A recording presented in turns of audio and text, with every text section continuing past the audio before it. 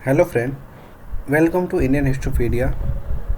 पिछले वीडियो में हम लोगों ने पूरा पाषाण काल से लेके नव पाषाण काल तक को देखा है। अभी आज फिर लौह युग से शुरू करेंगे। तो स्टार्ट करते हैं लौह युग। भारत में लौह युग के प्राचीनतम प्रमाण गंगा की सहायक काली नदी के किनारे स्थित अतरंजी खेड़ा उत्तर प्रदेश के जो एटा ज़िले में है वहाँ से मिला है, जिसकी खोज 1861 से 62 में अलेक्जेंडर कनिंघम ने की थी। यहाँ खुदाई का कार्य आरसी गौड़ ने किया, इनके नेतृत्व में हुआ। अतरंजी खेड़ा की खुदाई में धातु शोधन करने वाली भट्टियों के अवशेष मिलते हैं। भारत में मध्य प्रदेश की अगरिया एक ट्राइब है, जनजाति, आदिम काल से ही देसी तकनीक से लौह तैयार करती थी। राजस्थान में लोहे का प्राचीनतम साक्ष्य आहड़ से मिलता है। आहड़ जो मुख्यतः एक ताम्र पाषाणिक संस्कृति थी, तो यहाँ से लोहे के भी साक्ष्य मिलते हैं। तमिलनाडु में पेरम्बूर में अमृत भांडों के साथ लौह सामग्री भी मिली है। सर्वप्रथम हित्ती नामक जाति जो एशिया माइनर से 1800 से 1200 ईसा पूर्व के लगभग शासन करती थी, ने 1300 ईसा पूर्व में लोहे का प्रयोग किया।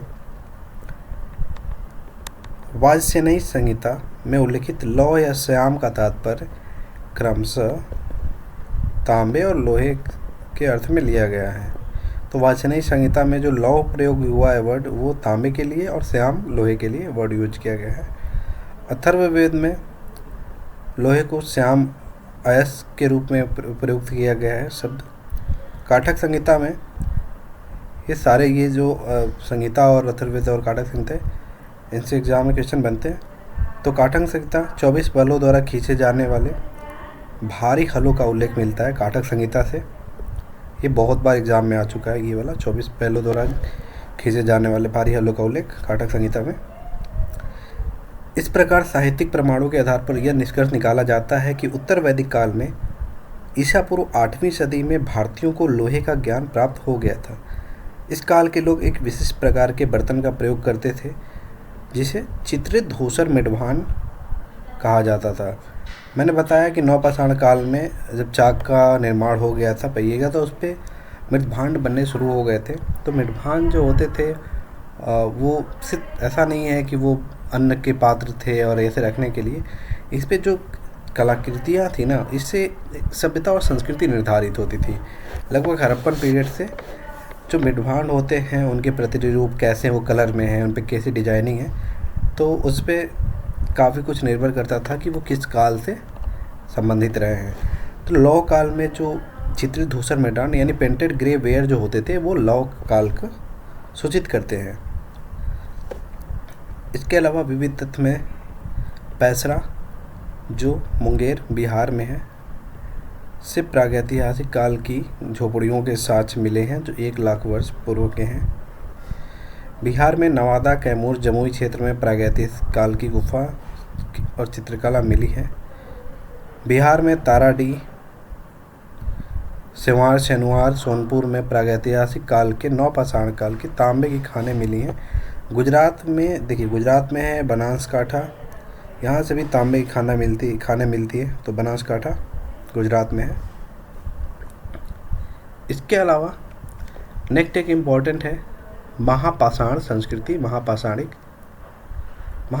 संस्कृति जनरली जब महापाषाण संस्कृति सुनते हैं तो साउथ इंडिया की हिस्ट्री की बात करते हैं, पर ऐसा नहीं है। नॉर्थ इंडिया में भी और विंध्य क्षेत्र में भी महापाषाणिक संस्कृति के साक्ष्य मिलते हैं। राजस्थान से भी कुछ मिलते हैं। तो देखते हैं महापाषाण संस्कृति क्या होता है। मेगालिथ जिसे कहते हैं। महापाषाण संस्कृति यानी मेगालिथ कल्चर 1ली शताब्दी ईसा पूर्व में और सन ईस्वी सन की प्रारंभिक सदियों में प्रायद्वीपीय भारत, विशेषकर आंध्र प्रदेश, कर्नाटक, तमिलनाडु, केरल में यह पनपी है महापाषाण संस्कृति, यानी कि 1ली शताब्दी ईस्वी से लेके और ईस्वी की प्रारंभिक सदियों में। तो महापाषाण बड़े पत्थरों से बनी समाधि होती थी। मेगालिथ नाम से है, मेगा मतलब बड़े और लिथ जो पत्थर होते थे, बड़े पत्थरों से बने जो समाधियों पे जो बड़े पत्थर लगाए जाते थे, उन्हीं के नाम पे हुआ है महापाषाण या मेगालिथ। ग्रीक भाषा में मेगा का अर्थ है विशाल और लिथो का अर्थ होता है पत्थर। दक्षिण भारत की बृहद पाषाणिक या महापाषाणिक कब्रों की खुदाई में लोहे के औजार प्रचुरता से मिले हैं। अब इन सब चीज़ों को ध्यान दीजिए, क्योंकि महापाषाणिक के जो क्वेश्चन बनते हैं वो ऐसे ही पूछते हैं, स्पेशली जो कब्रों में कैसे मिलते हैं, किसी के साथ से मिलते हैं, नहीं मिलते हैं, तो इन सब चीज़ों को भी ध्यान दीजिए। तो बृहद पाषाणी जो महापाषाणी कब्र में वहाँ लोहे के औजार मिलते हैं काफ़ी मात्रा में, जो इस बात का द्योतक है कि दक्षिण भारत के लोगों को लोहे का ज्ञान 1000 ईसा पूर्व में हो गया था। दक्षिण भारत में पाषाण काल के बाद लौह काल आया, क्योंकि यहाँ नवपाषाण अवस्था ताम्र काल में परिवर्तित हो गया, जिसे नवपाषाण या ताम्रपाषाण संस्कृति भी कहा जाता है। तो यहाँ पे पाषाण काल के बाद एक संक्रमण स्थिति में रहता है नवपाषाण काल साउथ इंडिया में, और डायरेक्ट फिर लौह काल आ जाता है, क्योंकि नवपाषाण और ताम्रपाषाण काल साथ में रहता है और बाद में लौह काल। जबकि नॉर्थ इंडिया में एक क्रम चलता है कि पाषाण आता है, फिर लास्ट नवपाषाण, फिर ताम्रपाषाणी संस्कृति आती है और उसके बाद लौह संस्कृति। और साउथ इंडिया में जो नवपाषाण है और ताम्रपाषाण संस्कृति, ये दोनों पैरेलल चलते हैं और एक संक्रमण एज में चलते हैं, उसके बाद लौह संस्कृति आ जाती है। तो महापाषाण काल ताम्र कांस्य काल और लौह काल के बीच की संक्रांति है, वही संक्रमण का काल था। महापाषाण काल के लोगों की कब्रों को ही महापाषाण कहा जाता था। दक्षिण भारत में महापाषाण के लोग धान और रागी उगाते थे, ये दोनों धान और रागी महापाषाण काल में, तथा काले और लाल मृदभांडों का प्रयोग होते थे। ये काले और लाल जो मृदभांड है मेजरली जो ताम्रपाषाणिक स्थल होते हैं वहाँ से मिलते हैं, लाल और काले मृदभांड दोनों। यद्यपि यह संस्कृति भारत के पूर्वी मध्य उत्तर पश्चिम क्षेत्र में भी पाई जाती है, लेकिन दक्षिण भारत में इसका विशेष महत्व है। देखिए, दक्षिण भारत में ये ज़्यादातर मिला है, पर ये भारत का जो पूर्वी मध्य वाला इलाका, यानी कि जो विंध्यन रेंज वाला है, विंध्य क्षेत्र वाला, और उत्तर पश्चिमी क्षेत्र जो बताया, स्पेशली राजस्थान में भी और उसके ऊपर थोड़ी बहुत कश्मीर में भी कुछ मिला है, तो ये महापाषाण संस्कृति मिलते हैं यहाँ से। और जहाँ पाषाण युग के बाद इसका आरंभ हुआ है। वीडी कृष्ण स्वामी के नेतृत्व में दक्षिण भारत की महापाषाण समाधियों या कब्रों की खोज हुई है। इन कब्रों से 33 प्रकार के लोहे के उपकरण मिलते हैं। कश्मीर के बुर्जहोयम, गुपकराल एवं नडक्कल से मेनिहर समाधि मिलती है। अभी मैं बताऊंगा, ये जो मेनिहर समाधि होती हैं ये महापाषाण काल में समाधियों का एक प्रकार था। तो राजस्थान में महापाषाण संस्कृति के अवशेष अरावली पर्वतवाला से प्राप्त हुई है। तो देखिए, राजस्थान में भी महापाषाणी संस्कृति मिली है, ये बुर्जहोम गुपकराल में भी, यहाँ पे भी महापाषाणी संस्कृति मिली है। तो याद रखिए कि ये सिर्फ साउथ इंडिया संस्कृति नहीं है, लेकिन ज़्यादातर इनके क्षेत्र साउथ इंडिया में मिलते हैं।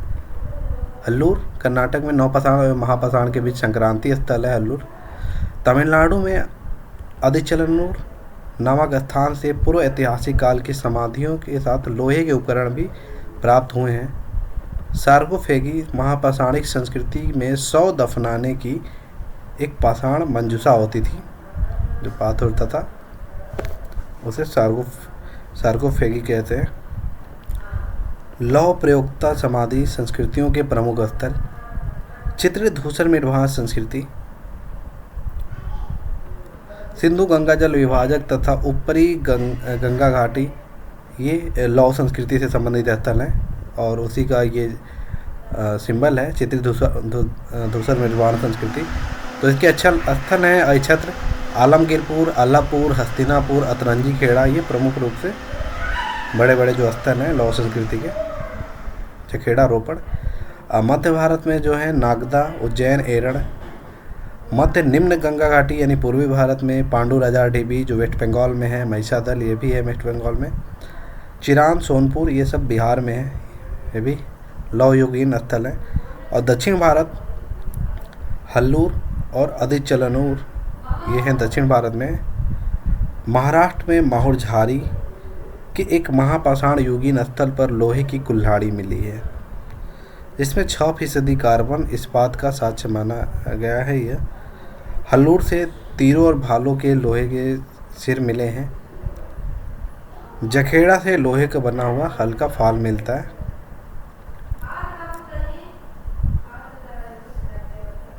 तो ये देखिए दक्षिण भारत में जो मेगालिथिक समाधियाँ होती हैं उनके प्रकार हैं। तो शिष्ट समाधि होती थी ये ज़्यादातर ब्रह्मगिरी से मिली हुई हैं। तो इनकी विशेषताएं ये होती थी कि शिष्ट समाधियाँ खाई खोदकर पत्थर की शिलाओं में से एक आयताकार संदूक बनाकर उसमें शव रखा जाता था।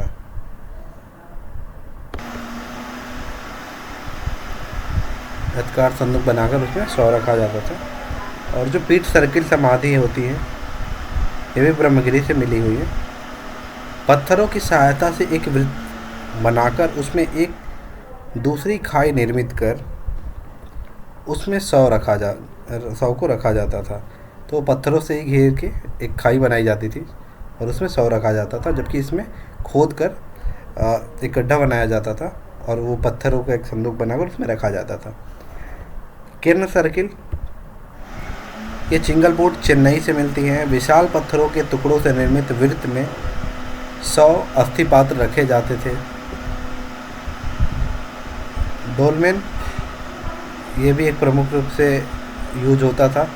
डोलमेन स्थित शिष्ट समाधि के समान ही होता है, किंतु संदूक पृथ्वी के अंदर ना होकर ऊपर होता था। यानी कि इसमें जो है ना, जो संदूक पत्थरों का होता था वो ज़मीन में धंसा होता था, जबकि इसमें धंसा नहीं होता था, ये ऊपर दिखता था। अम्ब्रेला स्टोन कोचीन केरल में मिले हुए हैं। यहाँ ऐसे वर्गाकार भूखंड पर 4 पत्थर के पाए बनाकर ऊपर एक छतरी बनाई जाती थी। तो 4 ऐसे पत्थर खड़े करके और एक छतरी बनाई जाती थी और उसमें फिर समाधि इसके नीचे होता था। हुड स्टोन कोचीन में ये भी है। ज़्यादा इसमें सबसे इम्पोर्टेंट हैं जो शिष्ट समाधि हैं, डोलमेन है, अम्ब्रेला स्टोन, तो ये 2-3 हैं मुख्य रूप से। और ये मेनिहर एक ऊपर दिखाया था ना, जो अभी है यहाँ पे कश्मीर के बुर्जों में। तो छत्राकार का वहाँ पसाण जमीन ही बनाया जाता था। जो कंदरा केव समाधि होती थी, आयताकार खाई में शव को दफनाया जाता था।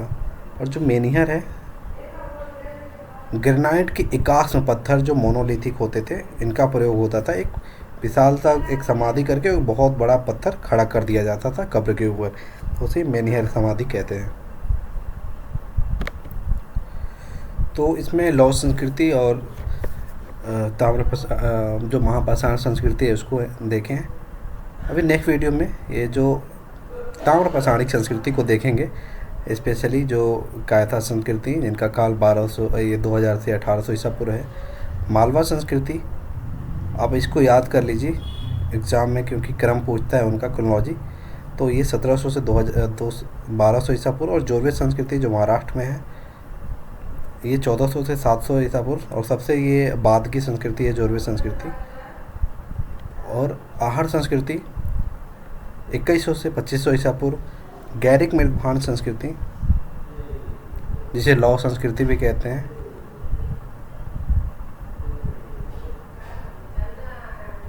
ये 2000 से 1500 ईसा पूर्व। और गणेश्वर संस्कृति जो ताम्रपाषाणिक संस्कृतियों की जननी कहा जाता है। राजस्थान में जो सीकर और जो नीम का थाना वाला ज़िला है, वहाँ पे गणेश्वर एक स्थल है। और ताम्रपाषाण संस्कृति का इसे जननी इसलिए कहा जाता है क्योंकि भारत में खोजे गए सबसे प्राचीन ताम्रपाषाणिक संस्कृति स्थल है गणेश्वर। और इसका काल है 2800 ईसा पूर्व से 2200, यानी कि सबसे प्राचीन ताम्रपाषाणिक संस्कृति गणेश्वर है। और सबसे लेटेस्ट यानी जो सबसे नवीन है, जो बाद में आए हैं, वो जोरवे संस्कृति है 1400 से 700 ईसा पूर्व।